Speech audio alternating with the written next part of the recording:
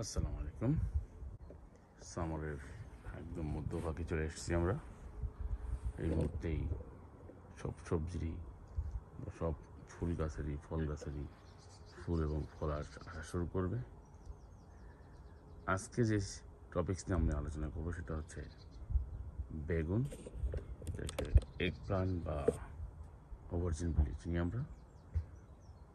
এর একটু যত্ন নিয়ে দেখেন আমার বেগুন গাছগুলো খুব ঝাঁকালো অবস্থায় আছে। বাট এরকম ঝাঁকালো থাকলে আমার কোনো লাভ হবে না, এদের কিছু কেয়ার করতে হবে। এখানে এই গাছটার কী অবস্থা, একেবারে মাটি পর্যন্ত পাতা লেগে আছে। এখানেও একই অবস্থা। তারপর আমি যদি দেখাই,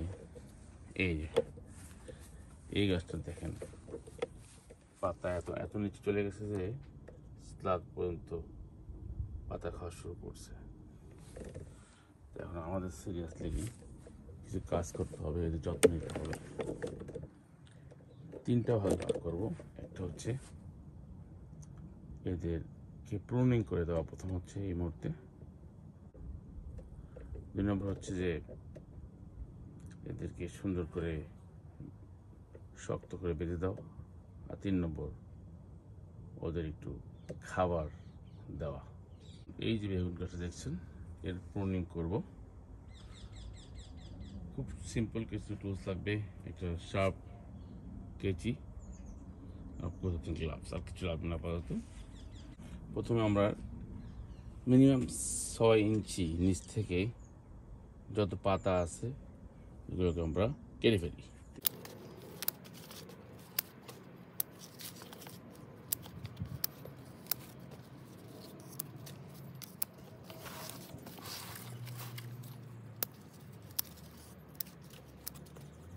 তারপরে এই যে দেখেন নিচে সাইড শুট আছে, এগুলোকে কেটে ফেলতে হবে।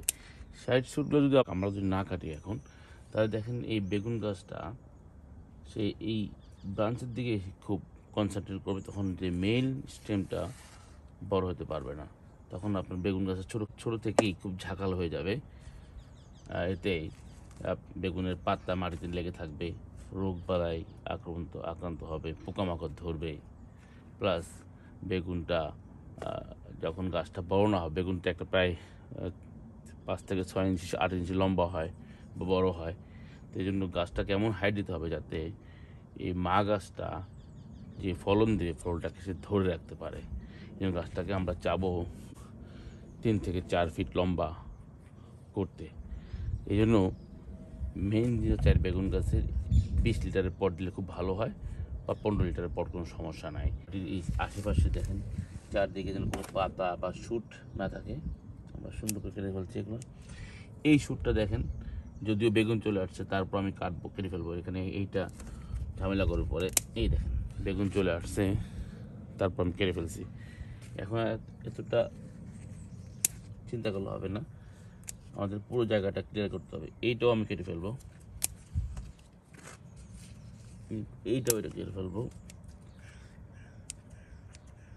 এখন আপনি এই যে প্রথম আমি এই দুটো শুট রাখতেছি, আর এখানে এই পাতাটাও কেটে ফেলবো এবং এই বড়টাও কেটে ফেলবো।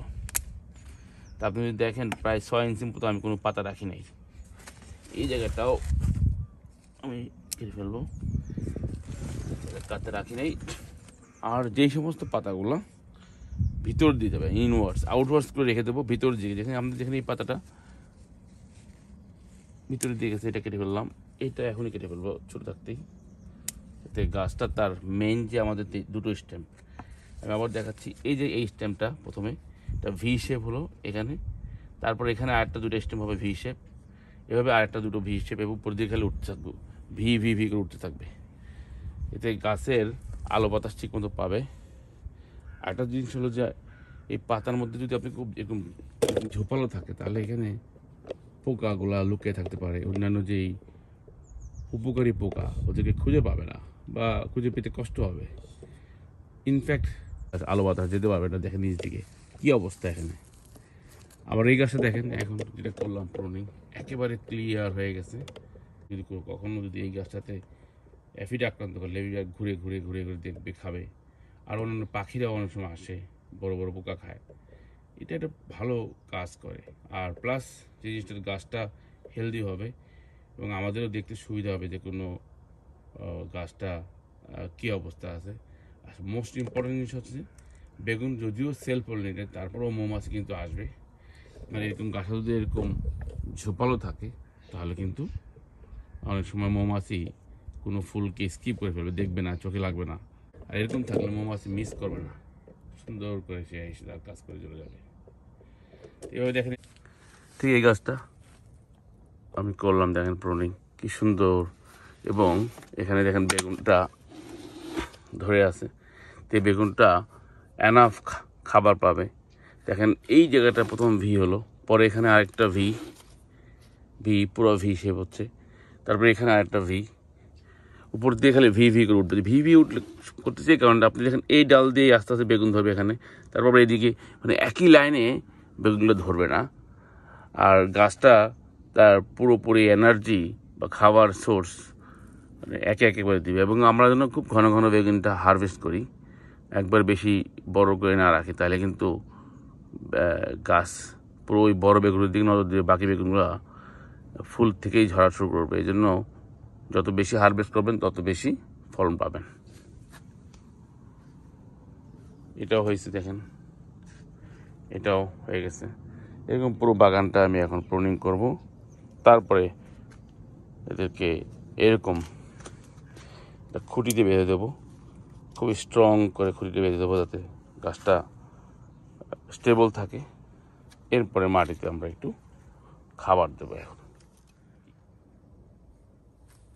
এই বেগুন গাছটা প্রুনিং হয়ে গেছে, এখন আমি দেখতে পাচ্ছি এখানে কিছু ফুল এসছে।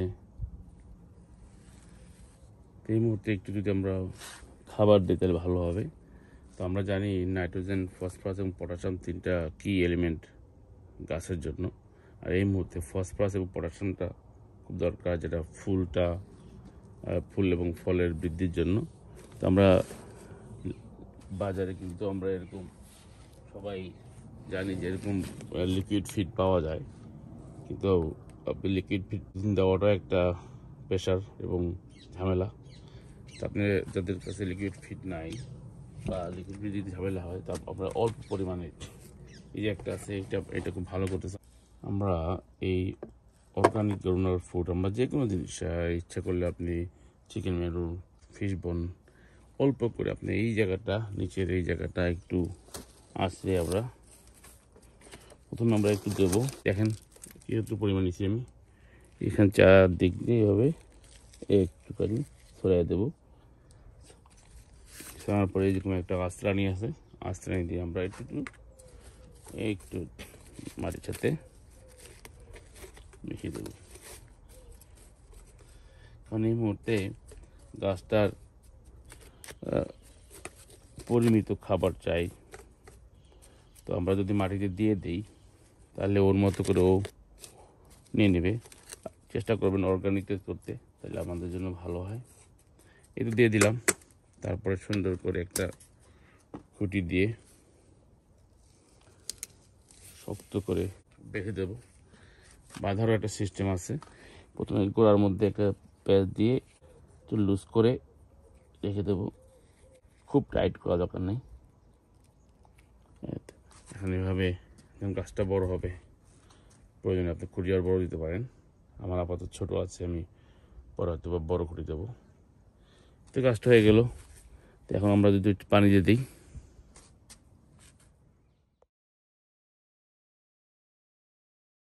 একটা জিনিস এই পানি দেওয়ার সময় মনে পড়লো যে আমরা যেন পাতায় কখনো পানি না দিই। এইভাবে যদি গাছটা এরকম ঝোপালো হলে পাতায় পানি পড়বে। আমরা অনেকে দেখেছি বেগুনের কিন্তু ফাঙ্গাসে আক্রান্ত হয়ে গাছটা মারা যায়। তো আমরা যদি পাতায় পানি দিই, এই ফাঙ্গাল ইনফেকশনটা হওয়ার সম্ভাবনা খুবই বেশি। এই জন্য আমরা যদি প্রুনিং করি, দেখেন আমি এখন এই গাছটাতে যদি পানি দিতে যাই, যেভাবে পানি দেয় না, পাতা কিন্তু পানি লাগবেই। আর এতে পানিও ওয়েস্ট হচ্ছে, আর পাতার সাথে পানি দিতে দিতে পাতাটা ফাঙ্গাল ইনফেকশন হওয়ার সম্ভাবনা খুব বেশি বেড়ে যাচ্ছে। আর এখানে দেখেন আমরা যদি পানি দিই, এই যে কতটা গ্যাপ আছে, পানি দিতে সুবিধা, পানি ওয়েস্ট হচ্ছে না এবং ফাঙ্গাল ইনফেকশনটাও হবে না।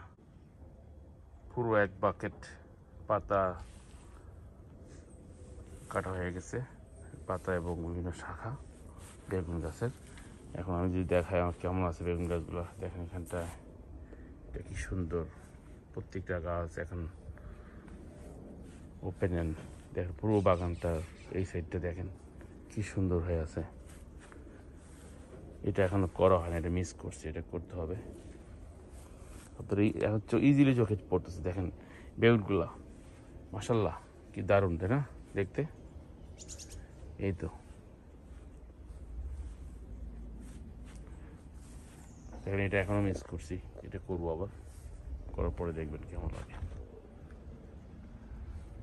3টা জিনিস: বেগুনের প্রুনিং, বেগুনকে খুঁটি দিয়ে বাঁধা সুন্দর করে, এবং বেগুনের খাবার দেওয়া। ধন্যবাদ।